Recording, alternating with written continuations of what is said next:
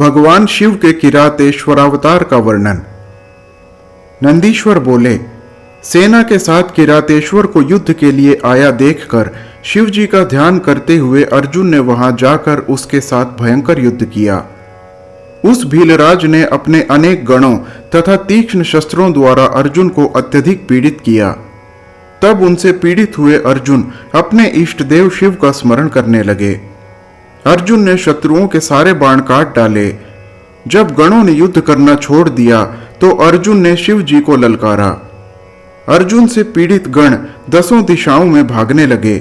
यद्यपि किरातपति ने उन गण स्वामियों को ऐसा करने से रोका, किंतु वे अपने स्वामी के बुलाने पर भी नहीं लौटे। तब महाबली एवं पराक्रमी अर्जुन और शिव जी ने नाना प्रकार के शस्त्रास्त्रों से परस्पर युद्ध किया। यद्यपि शिव जी दया करते हुए अर्जुन के पास गए, किंतु अर्जुन ने निर्दयता पूर्वक शिव पर प्रहार किया। तदनंतर शिव जी ने अर्जुन के समस्त शस्त्र अस्त्रों को काट डाला और कवचों को भी छिन्न भिन्न कर दिया। केवल उनका शरीर शेष रह गया। तब धैर्यशाली उन अर्जुन ने भय से व्यथित होते हुए भी शिव जी का स्मरण कर वाहिनी पति के साथ मल्ल युद्ध करना प्रारंभ किया। उन दोनों के संग्राम को देखकर सागर सहित पृथ्वी कांप रही थी और देवता दुखी हो रहे थे कि अब और क्या होने वाला है। इसी बीच में शिव जी ऊपर जाकर आकाश में स्थित हो युद्ध करने लगे और अर्जुन भी उसी प्रकार आकाश में स्थित हो युद्ध करने लगे। इस प्रकार शिव एवं अर्जुन दोनों ही उड़ उड़ कर आकाश में जब युद्ध कर रहे थे, तब उस अद्भुत युद्ध को देखकर देवगण विस्मित हो रहे थे। उसके पश्चात अर्जुन ने उन्हें अपने से अधिक बलवान जानकर शिव जी के चरणों का स्मरण कर तथा उनके ध्यान से विशेष बल प्राप्त कर भील के दोनों चरणों को पकड़ लिया। जो ही चरण पकड़कर अर्जुन उन्हें आकाश में घुमाने लगे, तभी लीला करने वाले भक्त वत्सल भगवान शिव हंस पड़े। हे मुने, भक्त के अधीन रहने वाले शिवजी ने अर्जुन को अपना दास्य प्रदान करने के लिए जो यह चरित्र किया, वह अन्यथा कैसे हो सकता है। इसके बाद भक्त वश्यता के कारण शिव जी ने हंसकर अपना अद्भुत सुंदर रूप अर्जुन के सामने प्रकट किया।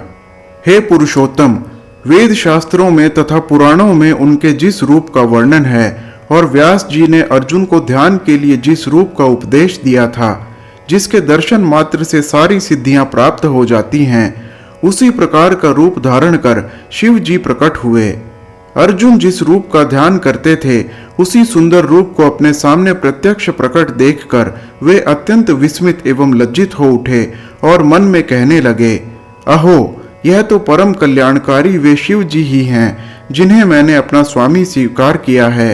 ये तो स्वयं त्रिलोकी के साक्षात ईश्वर हैं। यह आज मैंने क्या कर डाला। निश्चय ही भगवान शिव की माया बड़ी बलवती है, जो बड़े बड़े मायाविदों को मोह लेती है।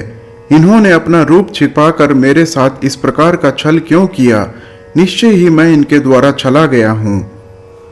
इस प्रकार अपने मन में विचार कर अर्जुन ने हाथ जोड़कर सिर झुकाकर और खिन्न मन से भक्तिपूर्वक प्रणाम किया और उनसे कहा। अर्जुन बोले, हे देव देव, हे महादेव, हे करुणाकर, हे शंकर, हे सर्वेश, मैं आपका अपराधी हूं, मुझे क्षमा कीजिए। हे प्रभो, इस समय आपने यह क्या किया जो अपना रूप छिपाकर मुझसे छल किया।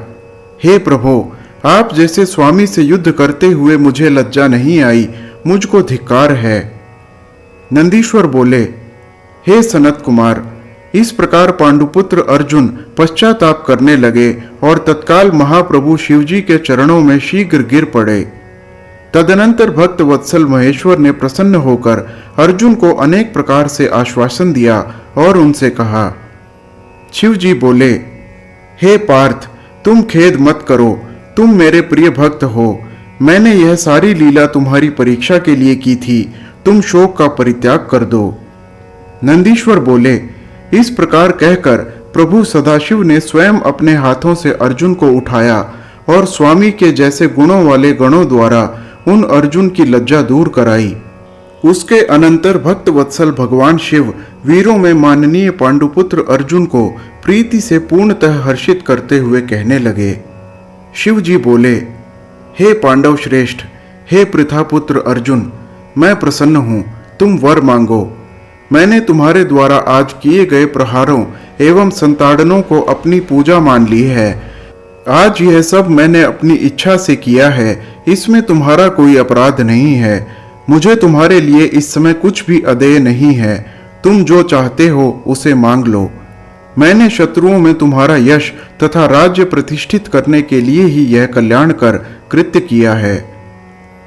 तुम इस घटना के लिए दुख मत मानो और अपनी सारी विकलता का त्याग करो। नंदीश्वर बोले, प्रभु शंकर जी के द्वारा इस प्रकार कहे जाने पर अर्जुन सावधान होकर भक्तिपूर्वक शिव जी से कहने लगे। अर्जुन बोले, हे प्रभु, आप भक्त प्रिय हैं, आपकी इच्छा का वर्णन मैं किस प्रकार कर सकता हूँ।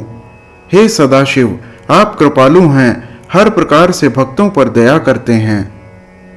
नंदीश्वर बोले, इस प्रकार कहकर वे पांडुपुत्र अर्जुन महाप्रभु सदाशिव की वेद सम्मत तथा सद्भक्ति युक्त स्तुति करने लगे। अर्जुन बोले, हे देवाधिदेव, आपको नमस्कार है। कैलाशवासी आपको नमस्कार है। सदाशिव आपको नमस्कार है। पांच मुख वाले आपको नमस्कार है। जटाजूटधारी आपको नमस्कार है। त्रिनेत्र आपको नमस्कार है। प्रसन्न स्वरूप वाले आपको नमस्कार है। सहस्र मुख आपको नमस्कार है। हे नीलकंठ आपको नमस्कार है। सद्योजात रूप आपके लिए नमस्कार है। हे वृषभ ध्वज आपको नमस्कार है। वाम भाग में पार्वती को धारण करने वाले आपको नमस्कार है। 10 भुजा वाले आपको नमस्कार है। परमात्मन आपको नमस्कार है। हाथ में डमरू तथा कपाल लेने वाले आपको नमस्कार है। मुंडमालाधारी आपको नमस्कार है। शुद्ध स्फटिक तथा शुद्ध कर्पूर के समान उज्जवल गौर वर्ण वाले आपको नमस्कार है। पिनाक नामक धनुष एवं श्रेष्ठ त्रिशूल धारण करने वाले आपको नमस्कार है। व्याघ्र चर्म का उत्तरीय तथा गज चर्म का वस्त्र धारण करने वाले आपको नमस्कार है।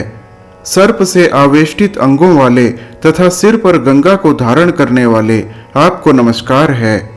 सुंदर पैर वाले आपको नमस्कार है। अरुणाभ चरणों वाले आपको नमस्कार है। नंदी आदि प्रमुख गणों से सेवित आपको नमस्कार है। गणेश रूप आपको नमस्कार है। कार्तिकेय के अनुगामी आपको नमस्कार है। भक्तों को भक्ति देने वाले तथा मुमुक्षुओं को मुक्ति देने वाले आपको नमस्कार है। गुण रहित आपको नमस्कार है। सगुण रूपधारी आपको नमस्कार है। अरूप स्वरूप सकल एवं अकल आपको नमस्कार है।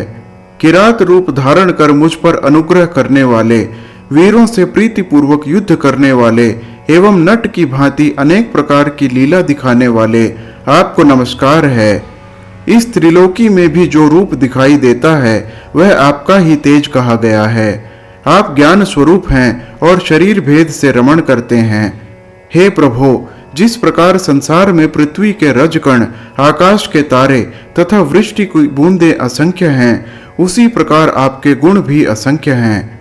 हे नाथ, आपके गुणों की गणना करने में तो वेद भी असमर्थ हैं। मैं तो मंद बुद्धि ही हूँ, आपके गुणों का वर्णन कैसे करूं। हे महेश्वर, आप जो हैं सो हैं, आपको नमस्कार है। हे महेशान, मैं आपका सेवक हूँ, आप मेरे स्वामी हैं, अतः मुझ पर कृपा कीजिए। नंदीश्वर बोले, अर्जुन के द्वारा दी गई स्तुति को सुनकर परम प्रसन्न हुए भगवान सदाशिव ने हंसकर अर्जुन से फिर कहा। शिव जी बोले, हे पुत्र, बारंबार कहने से क्या प्रयोजन, मेरी बात सुनो। तुम शीघ्र ही मुझसे वर मांगो, मैं तुम्हें वह सब कुछ दूंगा। नंदीश्वर बोले, शिव जी का यह वचन सुनकर अर्जुन ने सदाशिव को हाथ जोड़कर प्रणाम किया और सिर झुका करके प्रेम पूर्वक गदगद वाणी से कहा। अर्जुन बोले, हे प्रभो, आप तो सबके अंतःकरण में अंतर्यामी रूप से स्थित हैं, अतः आपसे क्या कहूँ। आप सब कुछ जानते हैं, फिर भी मैं आपसे जो प्रार्थना करता हूँ उसे सुनिए। आपके दर्शन से शत्रुओं से उत्पन्न होने वाला जो मेरा संकट था वह दूर हो गया। अब मैं जिस प्रकार इस लोक में सर्वश्रेष्ठ सिद्धि प्राप्त करूं वैसा उपाय कीजिए। नंदीश्वर बोले, ऐसा कहकर विनम्र हो हाथ जोड़कर अर्जुन नमस्कार करके भक्त वत्सल भगवान शिव के सन्निकट स्थित हो गए। स्वामी शिवजी भी पांडुपुत्र अर्जुन को इस प्रकार अपना परम भक्त जानकर बहुत संतुष्ट हो गए। उन्होंने प्रसन्न होकर सभी के लिए सर्वदा दुर्जेय अपना पाशुपत अस्त्र अर्जुन को प्रदान किया और यह वचन कहा। शिवजी बोले, मैंने अपना यह महान पाशुपत अस्त्र तुम्हें प्रदान किया। हे अर्जुन, तुम इससे दुर्जेय हो जाओगे। तुम इस अस्त्र की सहायता से शत्रु पर विजय प्राप्त करो। मैं स्वयं श्री कृष्ण से कहूंगा कि वे तुम्हारी सहायता करें। वे मेरे भक्त तथा मेरी आत्मा हैं और कार्य करने में सर्वथा समर्थ हैं। हे भारत, अब तुम मेरे प्रभाव से निष्कंटक राज्य करो और अपने भ्राता युधिष्ठिर से सर्वदा नाना प्रकार का धर्माचरण कराते रहो। नंदीश्वर बोले, ऐसा कहकर उन शिव जी ने अर्जुन के सिर पर अपना हाथ रखा और उनसे पूजित हो वे तत्काल अंतर्धान हो गए और प्रसन्न मन वाले अर्जुन भी प्रभु से श्रेष्ठ पाशुपतास्त्र प्राप्त कर भक्ति पूर्वक गुरुवर शिवजी का स्मरण करते हुए अपने आश्रम को चले गए। जिस प्रकार शरीर में पुनः प्राण आ जाता है, उसी प्रकार अर्जुन को आया देख युधिष्ठिर आदि सभी भाई प्रसन्न हो गए और पतिव्रता द्रौपदी को भी अर्जुन के दर्शन से सुख की प्राप्ति हुई। सभी पांडव परमात्मा शिवजी को प्रसन्न जानकर आनंदित हो गए तथा अर्जुन से सारा समाचार सुनकर तृप्त नहीं हुए। उस समय उन महात्मा पांडवों के आश्रम में उनका मंगल प्रदर्शित करने के लिए चंदन युक्त फूलों की वर्षा होने लगी। उन लोगों ने भगवान शंकर को धन्य धन्य कहते हुए आनंद के साथ नमस्कार किया और अपने वनवास की अवधि को समाप्त जानकर यह समझ लिया कि अब अवश्य ही हम लोगों की विजय होगी। इसी समय अर्जुन को आश्रम पर आया हुआ जानकर श्री कृष्ण उनसे मिलने के लिए आए और सारा वृत्तांत जानकर हर्षित हुए और कहने लगे, इसीलिए तो मैंने कहा था कि शंकर सभी दुखों को नष्ट करने वाले हैं। मैं उनकी सेवा नित्य करता हूँ, आप लोग भी नित्य उनकी सेवा करें। हे सनत कुमार, इस प्रकार मैंने किरातेश्वर नामक शिवावतार का वर्णन आपसे किया। उसको सुनकर अथवा सुनाकर मनुष्य अपने समस्त मनोरथों को प्राप्त कर लेता है। हर हर महादेव।